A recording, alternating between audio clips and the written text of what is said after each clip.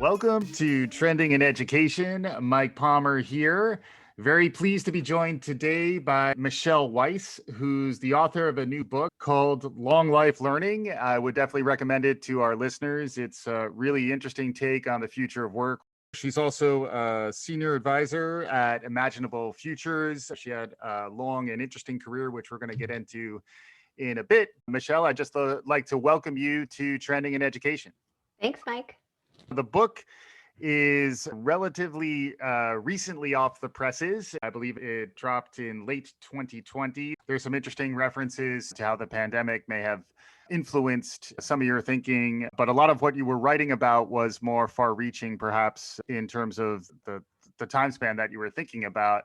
I'd like to begin, though, by getting some perspective from you on how you got to this point in your professional life. We always like to hear our guest's origin story as we're kicking off the conversation. Sure. I started off my career as an English professor at Skidmore College and slowly made my way into ed tech by working for an ed tech startup that was helping service members transition out of the military into civilian careers. And that's really where I first got exposed to every version of nonprofit online education.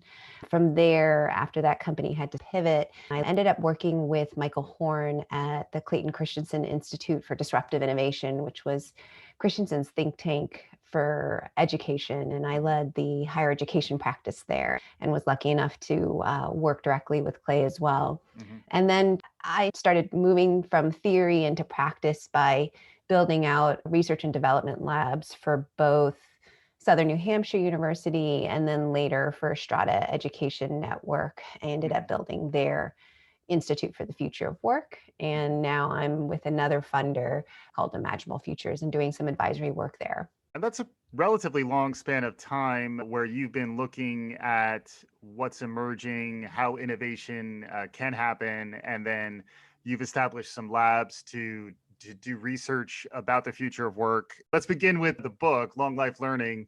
It's an interesting turn of phrase. Folks frequently hear lifelong learning, but the title is Long Life Learning, Preparing for Jobs That Don't Even Exist Yet. I think there's a lot in that title, and it is a really interesting read.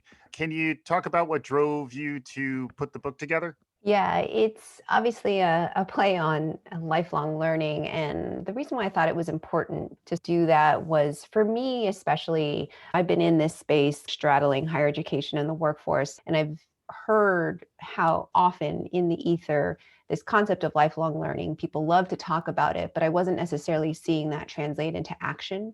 So I thought a new mental model might be helpful. And for me, one of the most useful prodding mechanisms to push us into action has been this thought that, oh my goodness, what are we going to do if we actually have to navigate a longer and more turbulent work life? Because a lot of the different kinds of forecasts and prognostications are pointing to what is not only a longer lifespan, but ultimately a longer work life. And so as we think about long life learning, it suddenly makes clear all the different kinds of changes and moves we need to make in order to connect better the future of education and the future of work. So that's really the motivation behind the book. Makes sense. And it is interesting. It's something I've reflected on more over the years, that even if you have a fantastic undergraduate experience in that 18 to 24 age range, it becomes further and further in your distant past, and it becomes harder to remember the lessons that you learned then and apply them to the remainder of your professional life. I was really struck by how deeply you explore that idea. And as someone who looked at disruption with Clayton Christensen and thinking about how it relates to higher education, I'd love to get some of your thoughts on that.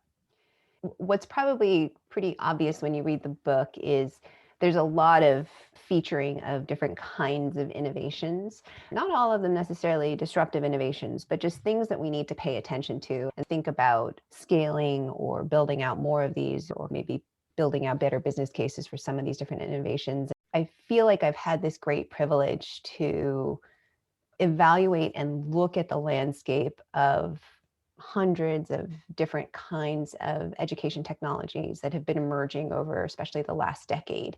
Mhm. And it's been from the standpoint of someone who wasn't one of the competitors in the marketplace, but could look at them and assess and see what was going on. When I was at Clayton Christensen's think tank, for instance, we would get hundreds of inbound requests. People wanted us to look at what they were building to ultimately maybe write about them as disruptive, but Mhm. they also just wanted to see if we had seen anything like it on the market. I got to continue that landscape view when I was at Southern New Hampshire University, and so many different vendors and entrepreneurs were coming to us because they wanted us to use some of their different solutions. And so it's been fascinating to see just the span of innovations and the incredible burgeoning of solutions out there.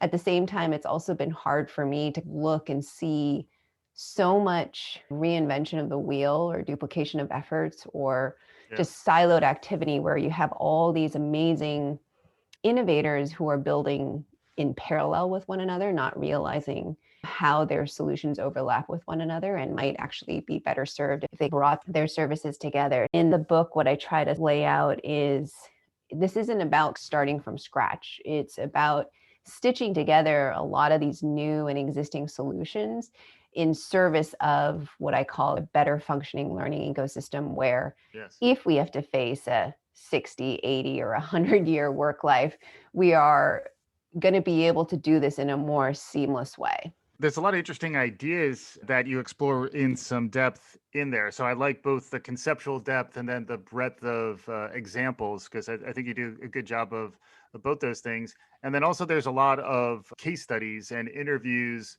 with typically a working professional who is trying to juggle their educational career. And in many cases, they're left to their own devices to do that. The thing that I also appreciated was the way in which the stories that were told could humanize what can sometimes be a somewhat abstracted conversation. And then you did talk about the types of skills that folks should be thinking about to stay job relevant in that long life. And then also the other language that I like is the preparing for jobs that don't even exist yet.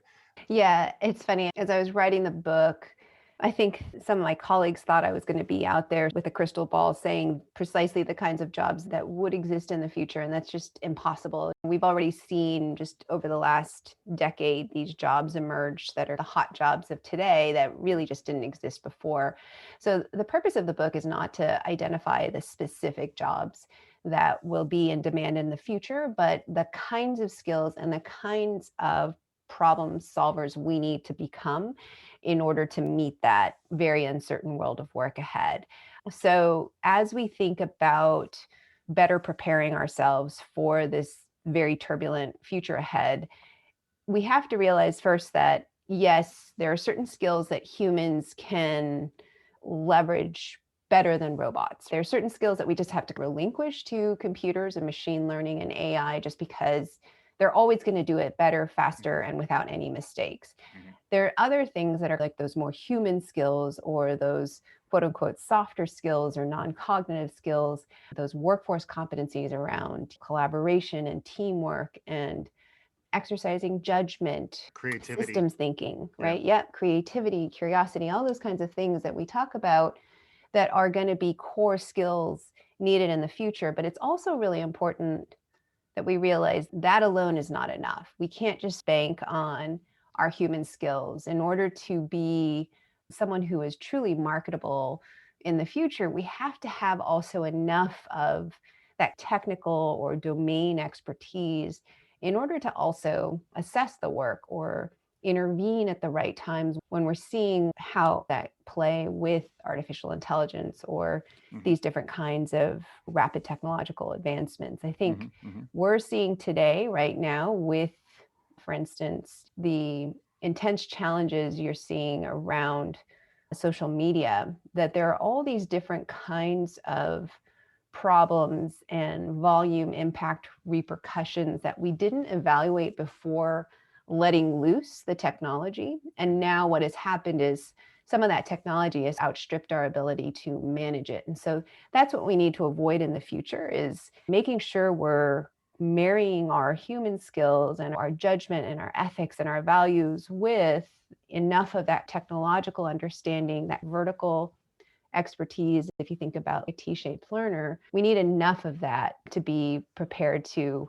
face all the different kinds of uncertain circumstances that are coming our way. The human plus skills is what you referred to, that blending of the broader top of the T human skills. And then what I thought was interesting too was maybe a handful of places where you are going deep technically. So rather than just a T with one vertical dimension, you have a few different areas, and you could imagine over that long career life that you're talking about that in many ways you're developing a different depth of knowledge with each of those stints. And then as you start to round that out, it does speak to some of the advantages of hiring someone who maybe is later in their career. I did think the perspective you had on the workforce that is 50 and older was a recurring theme. And it's fascinating because even today, people are staying in the workforce for decades longer than we had anticipated. They're moving well into their 60s and 70s before they think about retiring. Some of them can't even fathom retiring just because of the lack of ability to accumulate wealth. And so it was important for me to not only share some of the statistics around this, but also for the audience or the readers to be able to hear the voices of these learners. When you hear what they are saying, it suddenly becomes so immediate. I think we can all think of someone we know in our families or a friend who is in this kind of similar situation where even if you're 55, it feels a long way off to think about retirement. And so, like, how do you begin at 55 to think about a new career or a new set of job transitions that you're going to have to navigate? And how do you, as that more mature learner, evaluate and surface the different kinds of skills and experiences you've accumulated along the way that have never been formally recognized? There's so much richness in what you've learned, Right. and the labor market has no idea how to make sense of it. This is a real amazing part of thinking about long life learning. And we just talked about those kinds of human and technical skills building that we need to do over a lifetime.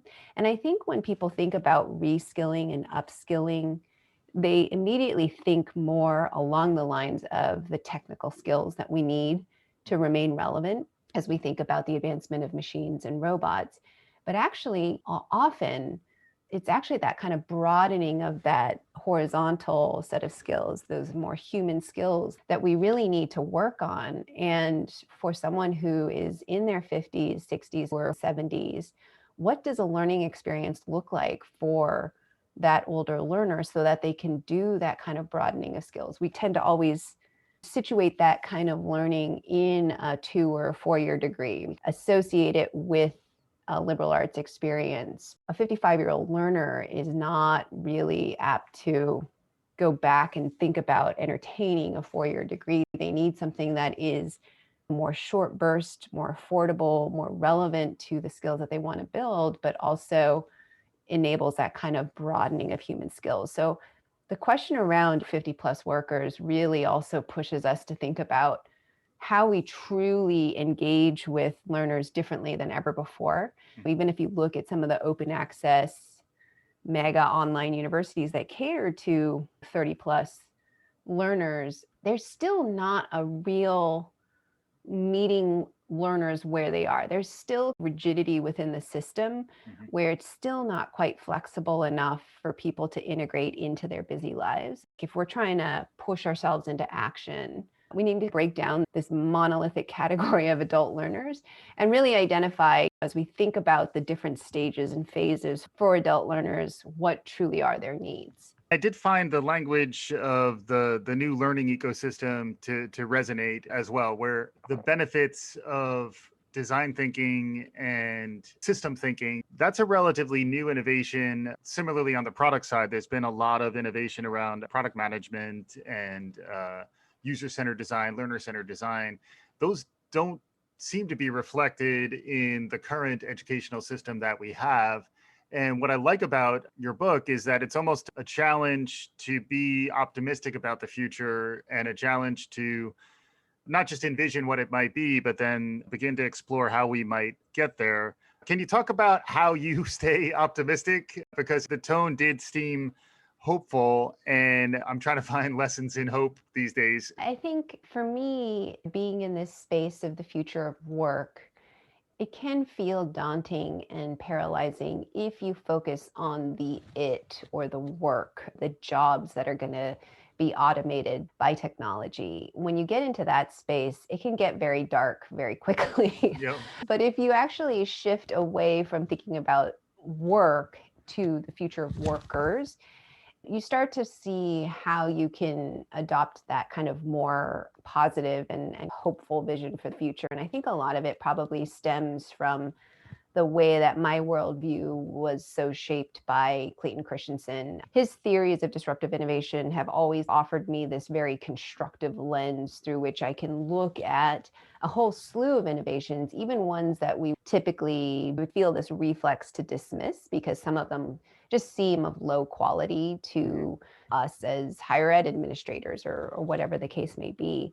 Clay really taught me that it's really at those moments when you feel ready to dismiss that thing that you can't make sense of to actually take a closer look. And so for me, all the hope comes from all the innovation that I see. There is just this vast kind of bubbling up of so many different kinds of solutions out there. It's not a lack of awareness or a lack of willingness to meet this future ahead. We can't just be in this mode of a flurry of activity. It has to be geared toward that common agenda. And that's where the language of an ecosystem is critical. We cannot continue to have a separate K-12 system, Mm. which is siloed from our higher ed system, which is siloed from our workforce training system. We've done that for far too long. And I think the pandemic has shown us is what happens when the cracks get just so vast in between those systems that when you are forced to think about transitioning folks who are laid off or furloughed into wholly new industries, we were just completely stuck. And it was Yeah. just because we were in this mode of not relying on these different systems and not forcing them to communicate well with one another. And I love the concept of an ecosystem because it underscores the value of interdependence. It's not about just getting rid of a system or Yeah. starting over. It's about making sure these things are tied better together. Yeah, and you get into the roots of the tree system in a really interesting analogy. I got to say, you do have some interesting analogies in there, but that one in particular captured my imagination. Can you expand on that a little bit? If you think about just a very simple ecosystem like a forest, I think we tend to look at the things that are above ground, but we'll see a rock or a tree or a mountain and spend our time looking at those things. What we fail to notice is the incredible workings underneath or below ground. And this is leveraging some of the research from Suzanne Simard, who talks about these fungal networks that actually connect root systems of trees. I think what people didn't really quite understand is that trees actually have this amazing communication network, even across different kinds of trees. So like a fir tree can talk to a pine tree, and of course a mother tree can shield a seedling tree and send it more nutrients through this intense fungal network below ground. And it's this near intelligence that emerges. And for me, it was so striking to think about that ecosystem as almost an ideal that we need to aspire to. Because when we think about the incredible data across all of those systems that we have, K-12, post-secondary, workforce, when we think about how difficult today it is to just understand the outcomes of learners, because we have no ability to stitch together Mhm. wage earnings and outcomes data, our system is so unintelligent, and we need to figure out how do we pull together all these different strands and make all of this data make sense together so that we can also figure out what to prioritize and what to build and how to allocate resources. So to me, that kind of natural ecosystem ideal is important to understand because, again, it underscores the work ahead that we need to accomplish. And it does remind me of that. A lot of these metaphors are going lateral or reaching across Yes. dimensions that typically the information is not shared in. And I did like your references to David Epstein's book Range, which I'm a huge fan of as well. The importance of keeping some sense of generalist Mhm. sensibility. And it's also important in that some of those technical dimensions, some of those aspects of expertise that you develop where it's almost designed to be obsolete relatively soon after. Just to touch on your comment about David Epstein's range, I think you're absolutely right. This kind of lateral or horizontal, or the ability to move across domains and think analogically and stitch together solutions from seemingly unrelated domains in order to solve problems in whatever industry you're focused on. I think that is really powerful as we think about long life learning. That kind of learning of transfer, or far, what learning scientists call far transfer, Mhm. it takes a long time. That kind of deep learning is probably the most important learning that we do as humans, but it doesn't come across quickly. It doesn't come across well in the kinds of standardized exams we have today. And there's this great quote that he has in the book where he says something like, deep learning looks like failure, right? Yeah. It doesn't look good the way we test it. So again, as we think about this kind of longer lifespan, how are we going to assess that kind of learning, and how are we going to provide opportunities for learners to develop that kind of ability of range and far transfer over a lifetime, but in ways that also move them ahead and move them out of kind of this mode of survival into jobs where they can thrive. And that really then implicates the employer in some of that learning. Can you talk about the way to think about skills? Some detail that you go into about your skill shape and the way to understand how jobs needs may be very localized. I found that to be something I've talked to folks about, I've read about in the past, but I feel like there was a very compelling case to be made for some broader concepts. One is skills based orientation, another is problem based learning or challenge based learning, but particularly on the skills side. Can you go a little deeper on the way you think about skills?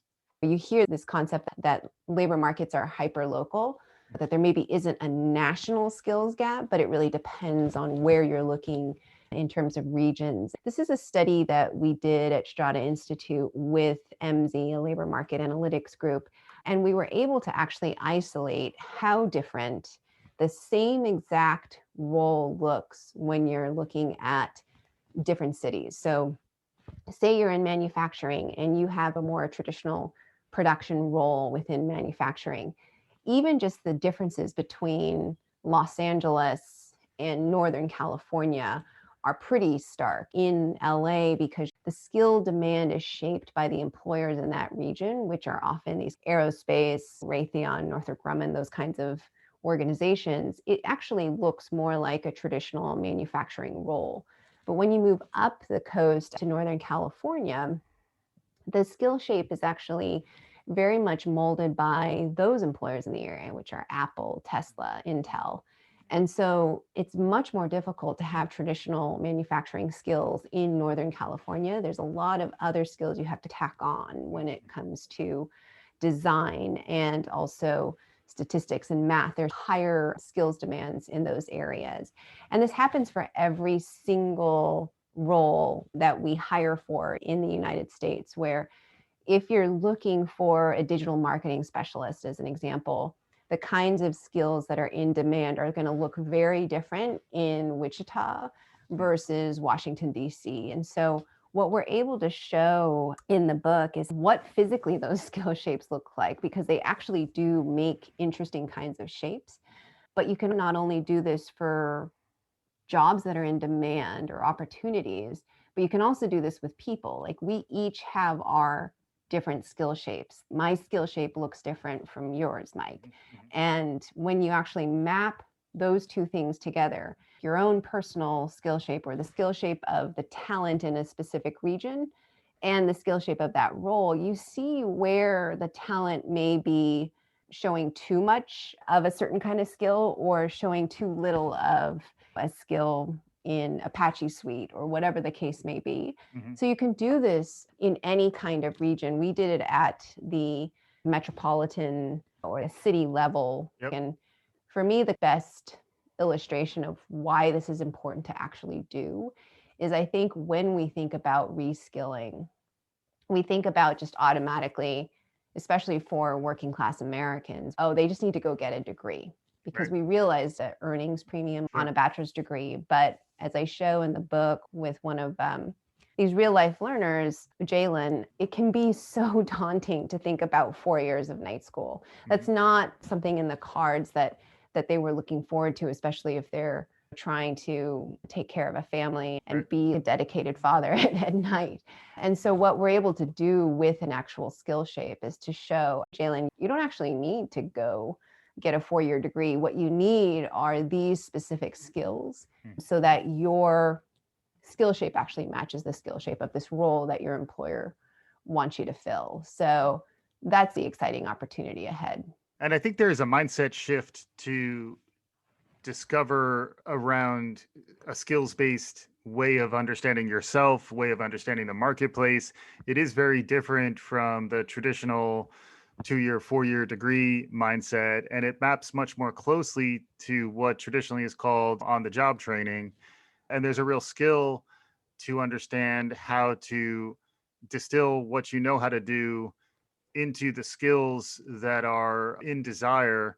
And that's a theme that I continue to come back to in the conversations I'm having, which is, can you get better at translating who you are and what you can do into something that resonates with the hiring manager on the other side and or the labor market data that is out there.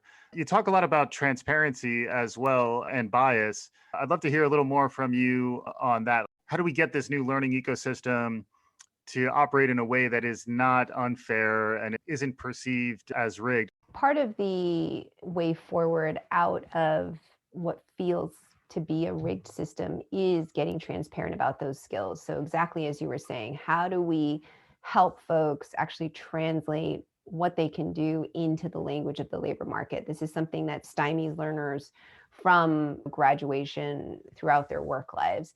And part of this phenomenon has been this concept of skills based hiring, which is an attempt to get to that place and to move away from just thinking about pedigree or a degree from a prestigious institution to get very granular about the kinds of skills that we're actually wanting in the workforce and what skills does this person actually have. So there's an assumption that if we can get transparent, there will be less friction in the labor market. And it does make sense because right now we're flooded with, I think Credential Engine said, over 730,000 different kinds of credentials out there. And it's impossible for a hiring manager to make sense and sift through those over 700,000 different kinds of credentials. So how do we actually figure out how to make this process more fair and actually get very clear about the skills we need? Because as most of us know who have ever written a job description, there's no standardized way to do this, and we are not clear about what we need. And we'll often hire people who don't have those skills that we write down on that job posting. And then again, as we think about learners who have different experiences in the workforce and may not have ever gotten that degree, how do we capture what they can actually do? A lot of the innovations that I point to in the book are showing different ways of getting at this better marriage of skills and demand and the skills that are there and the supply out there. So that can come in the form of different kinds of skills compasses, which I point to from places like Skyhive and MZ and Future Fit. This can come in the form of different sorts of assessments that try to democratize the process and help us understand, does this person actually have those problem solving skills that we need in a way that's fair and doesn't rely on that bachelor's degree? Are there ways to blind the hiring process and match people for hiring managers based on the skills and experiences they have and that job postings data? So there's all these different kinds of innovations that are emerging, trying to get at that, to reduce that friction between education and the workforce. And I think even though this concept of skills-based hiring is out there and trending, and a lot of employers say they are open to moving in this direction, we haven't actually seen the data bear that out yet. We haven't actually seen this tremendous shift towards skills-based hiring. So we have quite a bit of work to do there. And I think the related point about bias in some of the hiring processes as something to be careful about, and another place where those human plus skills are needed, where the AI filters frequently may inherit some bias that then makes Absolutely. the hiring practice problematic. The other aspect of equal access, I think, is around accessibility. Another metaphor that you talk about is the idea of the ramp and making it Mm. easier to get onto and off of your educational program over the course of your life. It did remind me about some of the conversations I've had about universal design for learning, but you were talking about it a little more in the metaphorical sense. How do we break the curb so that we can make it less bumpy when people are trying to get into or out of education? So what you're referring to, Mike, is the section that I talk about curb cut effects. And before the Americans with Disabilities Act was signed, there was this kind of movement to build these sloping curbs so that folks with disabilities could actually move around more easily. And the fascinating effect or the ramifications of these sloping curves is that, just as you suggest with universal design, it's not just about facilitating the mobility of folks in wheelchairs, but it also helps all of us. It helps us if we're pushing a stroller or pushing a dolly with packages or skateboarding or cycling or even just running. It's got this positive effect for all of us. And so if we design well, for the people who are facing the most constraints and obstacles, there's a really beneficial future ahead for all of us, because we have to recognize that in this longer, more turbulent work life, it's not about people over there who need to be upskilled or reskilled. It's actually all of us. No matter, if we have an incredible job today or a great setup even right now, we are going to be in an uncomfortable state in the future where we're going to have to seek out new work. And it's going to happen to all of us, even if we have a 4-year degree or a master's degree or even a PhD. We're going to have to navigate more job changes than we ever dreamed of. In order to make for that better future, we have to design for the people who are stuck today, because if we do it well, it's going to benefit all of us in the future. That is why I am laser focused on people who are currently not thriving in the labor market, so that we can design around the obstacles or the barriers that they are facing today. Modularity and flexibility of online learning is something that certainly came to light on the positive side in response to the pandemic, even though I think there was a lot of concern about the quality of online education. But the reality is it can fit around the complex demands on adults' lives in really interesting ways. I always like to get my guest perspectives on any other trends or new things that are emerging in the world around you that are capturing your imagination. Anything new and exciting that we haven't talked about so far? Yeah, I think the one piece that I mentioned before around a skills compass, there are these different kinds of AI powered platforms out there that are trying to do a better job of helping us surface our competencies and also helping employers understand the skills of their existing workforce. It's fascinating how poorly employers understand their own people. They often are struggling to figure out what to do with names and titles. They don't actually know the granular skills that they have. And they also don't know whether they should be skilling up some portion of their existing workforce for the jobs that they anticipate in the future. And so some of these different groups, like Skyhive, has shown me interesting examples where they've been actually able to identify people that a company has laid off, to say you could have taken 10 of those 30 people you laid off to meet the demands of these strategic goals that you have for the future. They've been able to show and illustrate how you can do that when you get clear on skills.